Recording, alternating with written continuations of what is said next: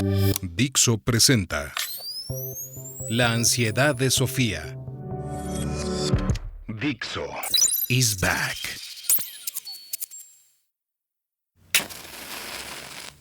Hola, soy Sofía. En griego, eso quiere decir la que tiene conocimiento, sabiduría.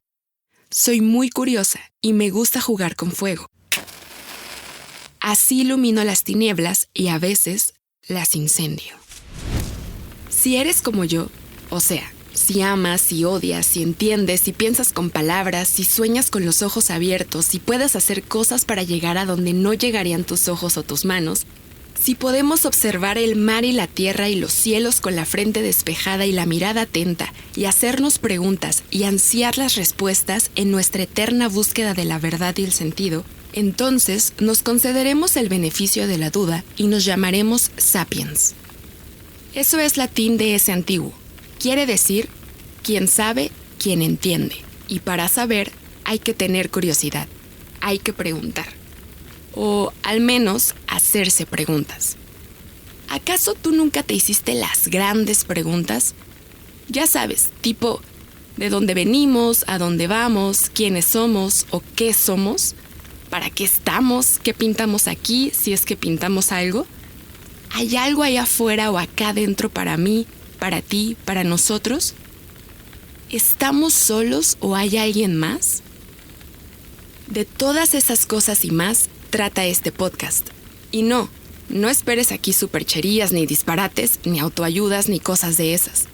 Al revés, seré brutalmente sincera. Buscaremos las mejores respuestas que podamos con la herramienta más poderosa que tenemos, la ciencia. ¿Por qué? Porque la ciencia busca la verdad, sin concesiones, incluso a costa de sí misma, corrigiéndose 1 y 1000 veces sin ninguna vergüenza ni ninguna emoción, ni pañitos calientes para nada o nadie, ni siquiera para los científicos ni las científicas. Y eso puede no gustar, puede no gustarnos. O sí, puede encantarnos, pero no importa. La ciencia no está para hacernos sentir bien, ni mal. Con esa dureza nos cuenta lo más parecido a la verdad que la humanidad podemos alcanzar en cada instante de nuestra existencia. Y cuando no es capaz, nos regala las mejores dudas que se pueden tener en busca de más y mejores respuestas. Así vamos aprendiendo cada vez más del universo, de la vida y de nuestro propio ser. Así creamos cosas cada vez mejores o peores, según lo que hagamos con ellas.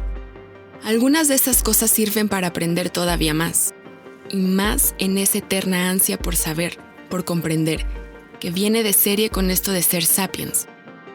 Esa es la ansiedad más profunda de Sofía, de mí, la que nos sacó de las junglas y las cavernas y nos llevará a las estrellas o a nuestra propia extinción. En esta temporada vamos a empezar por la última de esas grandes preguntas. ¿Estamos solos?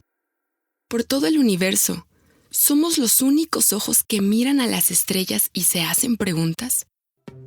¿O hay otras gentes por ahí fuera, si se les puede llamar gente? Y si las hay, ¿son amigos, enemigos, o si nos conocieran nos ignorarían? ¿Hay algún modo de contactar? ¿Conviene contactar? La respuesta sencilla es, no lo sabemos, todavía. Mucho más allá de las historias de invasiones y ovnis y esos rollos, hay una ciencia que se lo pregunta en serio y a fondo. Es la exobiología, una rama o especialidad de la astrobiología. Y, como su nombre ya nos va diciendo, la astrobiología es hija de la astronomía y la biología porque estudia toda la vida en su conjunto, en su contexto, digamos holístico o integral, tanto terrestre como cósmico. ¿Y por qué he elegido la última pregunta para empezar? Bueno, pues en parte porque interesa. ¿Quién no se lo ha preguntado alguna vez, Hay que ser muy primario para oír hablar de extraterrestres así con fundamento y no encender la oreja como mínimo. Yo al menos sería incapaz. Pero no solo es eso. Es que la exobiología me da pie para contarte cosas súper interesantes sobre todas las ciencias. Es una combinación curiosa no solo de astronomía y biología, como te dije, sino también de física, química, geología ecología, ciencias planetarias, telecomunicaciones, lingüística y mil más, incluso economía y psicología. Porque hay que juntar casi todo lo que sabemos ya no solo para conseguir respuestas, sino hasta para plantear bien las preguntas. Y las 3 primeras preguntas son: ¿qué es la vida? ¿Qué es la inteligencia? ¿Y hace falta vida en cualquiera de los sentidos que podemos imaginar ahora mismo para que haya inteligencia? Muy antiguamente enseñaban en las escuelas que la vida es aquello que nace, crece, se reproduce y muere. Ahora ya hace mucho que conocemos cosas vivas que no nacen exactamente, no crecen o envejecen exactamente y tampoco mueren exactamente por sí solas. Se llama inmortalidad biológica. Y no es tan extraordinario como igual te imaginas. Ocurre con ciertas bacterias, levaduras, algunas medusas y hasta en las hidras. Y no me refiero a las mitológicas ni a la de los Avengers. Hablo de las de verdad. Esos depredadores chiquitines de agua dulce cargados con neurotoxinas paralizantes y otros prodigios muy naturales y muy letales.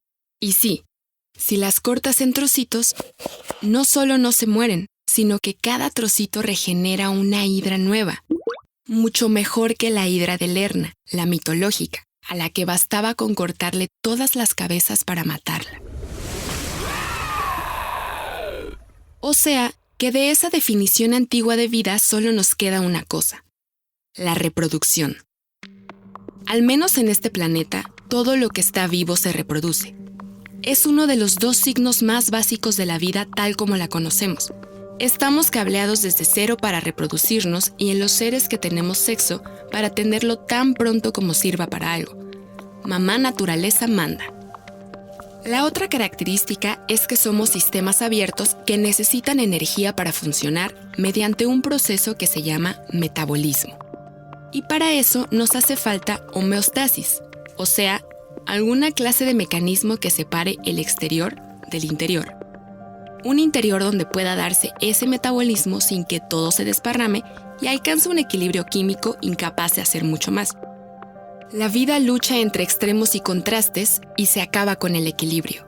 De hecho, una de las mejores definiciones de muerte es justamente esa: fallo de la homeostasis que da lugar al equilibrio químico entre el interior y el exterior del organismo, resultando en la interrupción del metabolismo. Y con eso, de todas las demás funciones biológicas propias. A partir de ahí, ya solo son posibles otros procesos a los que llamamos normalmente pudrirse. Así que parece que se nos ha quedado una definición más básica de la vida que conocemos. Cualquier cosa que tenga un interior y un exterior e intercambie energía con el exterior para mantener un metabolismo interior y reproducirse.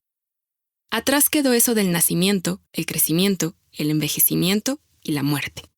Y atrás quedaron también un montón de exigencias que antiguamente se consideraban imprescindibles para sustentar vida.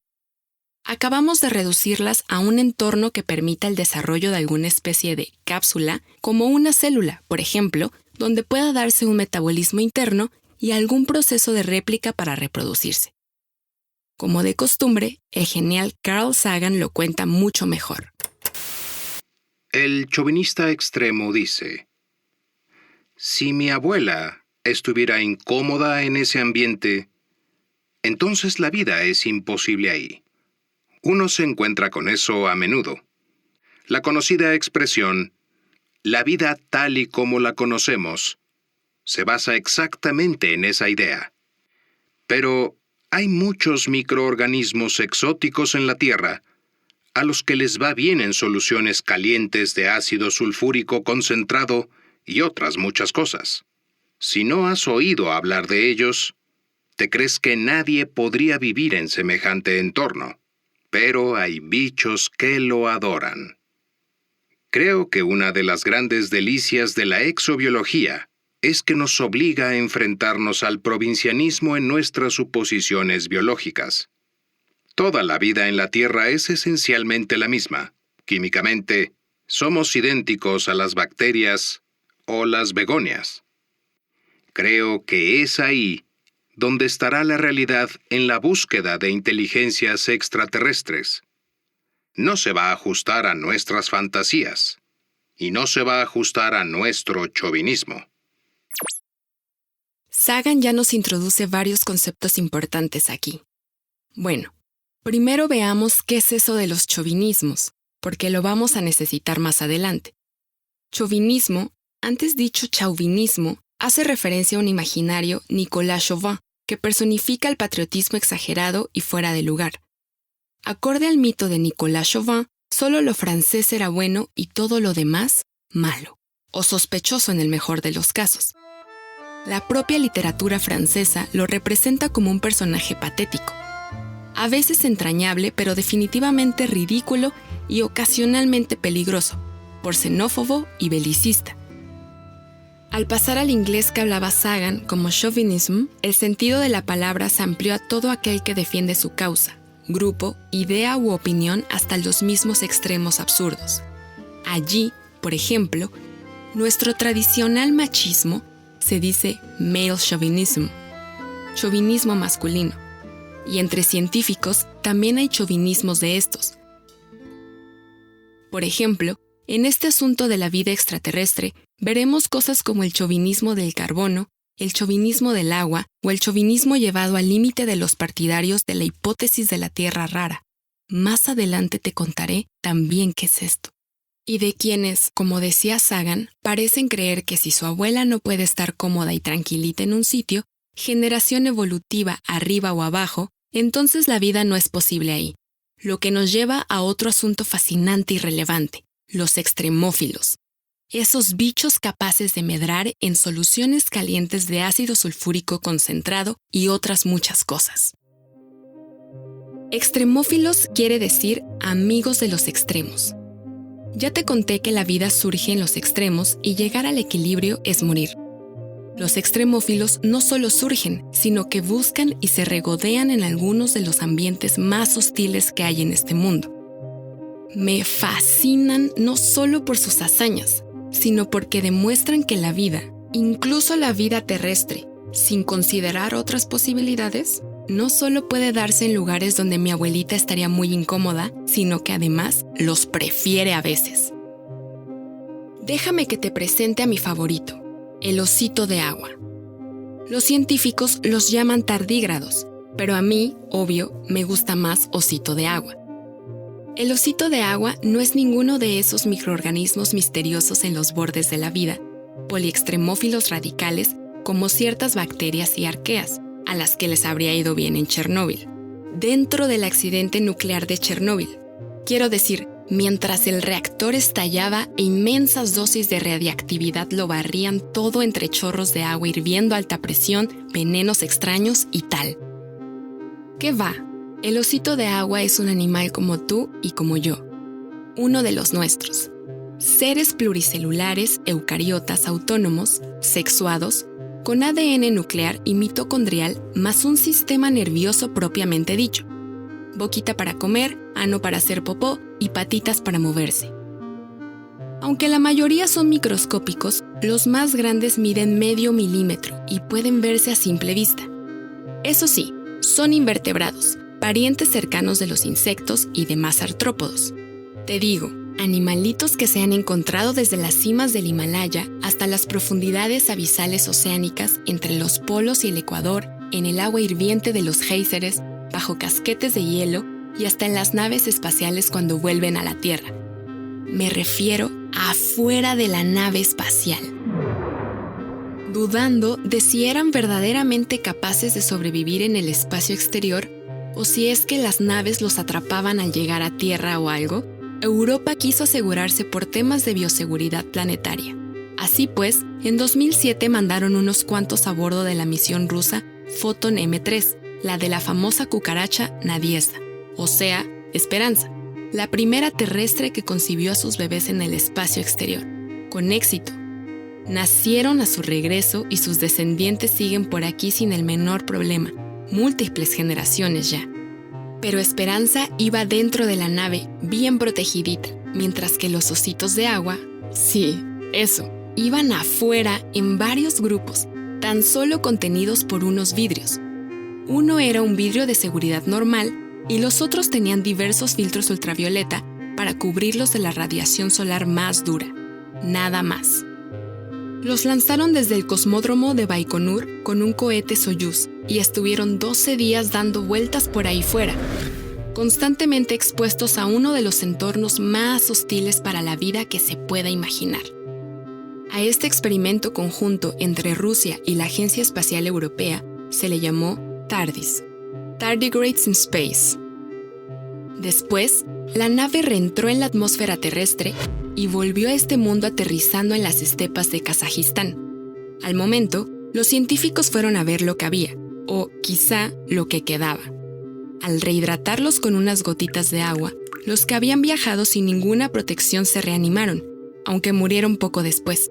Pero de los que habían ido expuestos a la radiación UVA y UVB del Sol y todas las demás agresiones del vuelo espacial, solo protegidos contra la ultravioleta más brutal, el 12% sobrevivieron, pusieron huevos y se reprodujeron. Sus descendientes también andan ahora por ahí con total normalidad. Es difícil de explicar la capacidad de supervivencia que eso supone, ya no para un microorganismo de esos extraños, sino para un animal que apenas está a unos pasos evolutivos de ti y de mí. Claro que quizá no debería extrañarnos tanto. También es capaz de resistir el cañonazo de un tanque desde dentro del cañón. O sea, a unas 6,000 atmósferas de presión, o de soportar dosis de radiactividad cientos de veces superiores a las necesarias para freírnos a ti y a mí. Han sobrevivido a todas las 5 grandes extinciones que ha habido desde que rondan por este planeta, hace unos 500 millones de años o así. ¿Sabes lo más divertido? El osito de agua ni siquiera es realmente un extremófilo. No evolucionó, no está adaptado para vivir de normal en esas condiciones como los extremófilos auténticos.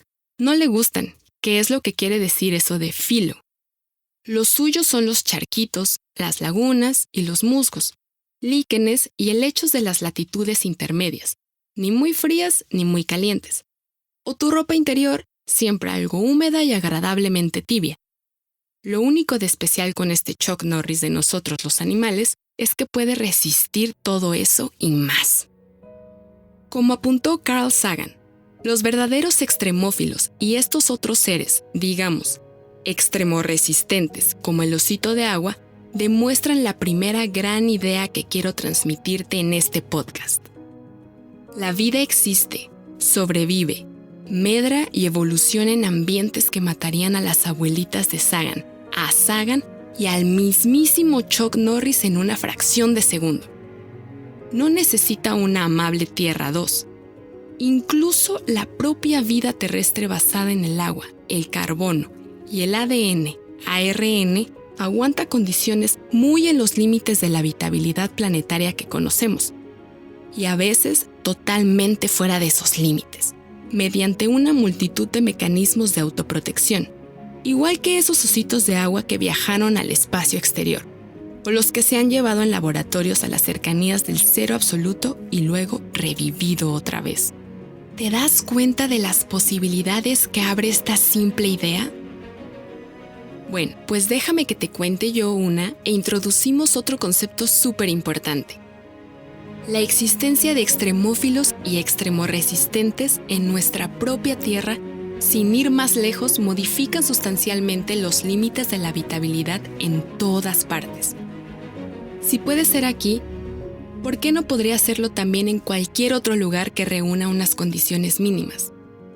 ¿Acaso en otro mundo, con un entorno muy distinto al terrestre, la vida, una vez aparecida, no evolucionará para adaptarse a las condiciones de allí igual que evolucionó y evoluciona para adaptarse a las condiciones de aquí? ¿Por qué no? Esto nos lleva a otro asunto de mucha enjundia. ¿Cuáles son esas condiciones mínimas para la vida? Y, por cierto, ¿es la vida esa increíble carambola cósmica a 1000 bandas que muchos creen? ¿O es en realidad una forma común de autoorganización de la materia que está ahí, acechando, a la espera de que se den las condiciones mínimas en cuestión, un poco como los cristales? Bueno, pues, de nuevo, la única respuesta honesta a esto es una que oiremos mucho en este podcast. No lo sabemos, todavía. Pero sí sabemos lo bastante para empezar a hacernos una idea, o eso que llaman conjeturas bien informadas. Veamos. Lo primero, vamos a pasar de las especulaciones más extremas. Ojo aquí, que no por extremas son imposibles. Científicos perfectamente serios con datos perfectamente sólidos las han postulado de maneras perfectamente razonables. Eso incluye posibilidades como formas de vida muy básicas o incluso redefiniendo qué es la vida, en pleno espacio exterior o en determinadas regiones alrededor de ciertas estrellas, sin necesidad de planetas ni nada. Pero, justo por ser tan especulativas, las dejaremos de lado en este podcast. Aquí queremos ciencia más dura, más con los pies en la Tierra, o en alguna luna, al menos. Empecemos por ahí.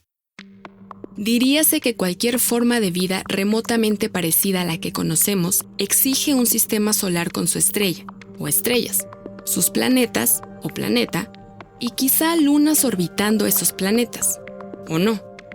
Quizá porque no conocemos otra cosa, o porque son un buen lugar para que se acumulen y combinen muchos tipos de materia. Las regiones más o menos superficiales de esos planetas o lunas parecen un buen sitio para mirar. Puede que por ridícula falta de imaginación ceñiremos ese fenómeno, vida, a algo parecido a la vida tal y como la conocemos, sobre la que nos previno Sagan.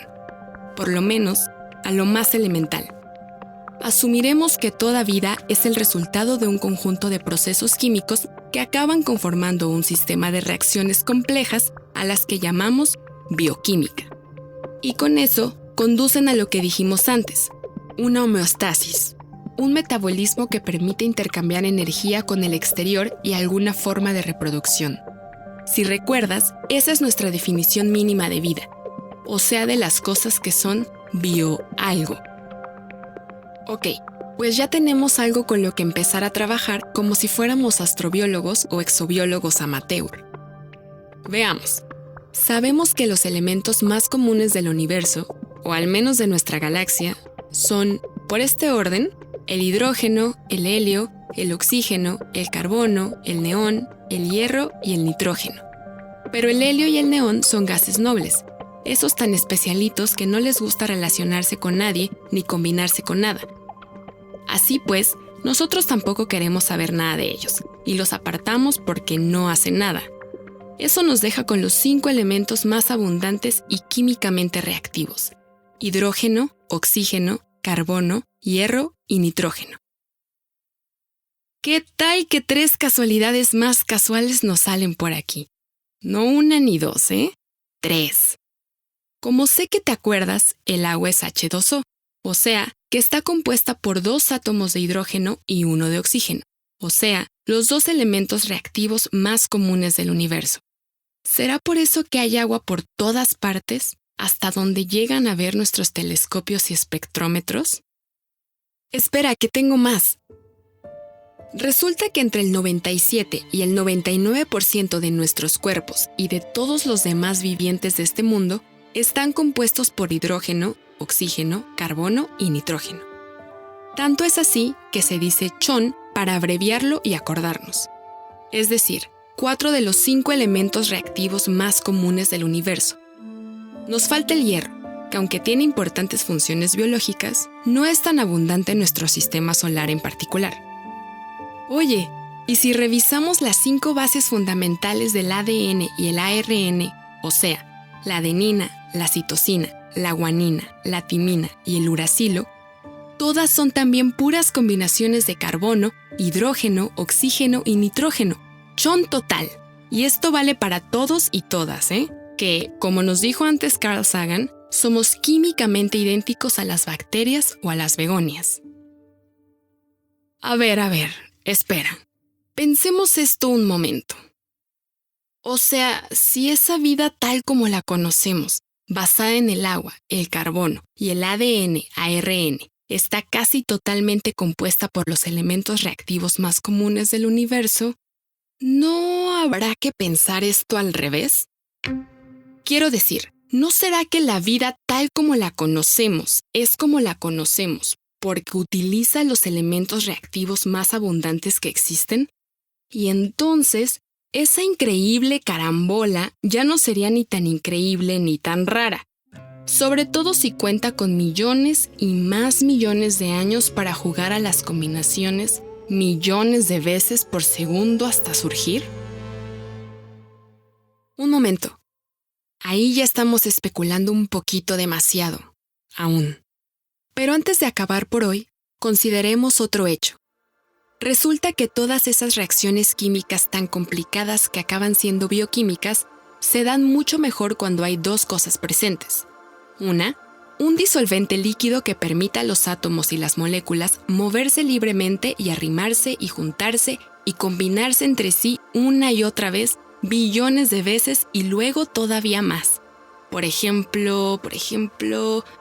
Bueno, ¿qué tal el agua que, como hemos dicho, está compuesta por los dos elementos reactivos más vulgares del cosmos y por tanto hay por todos los rincones, líquida, sólida o gaseosa?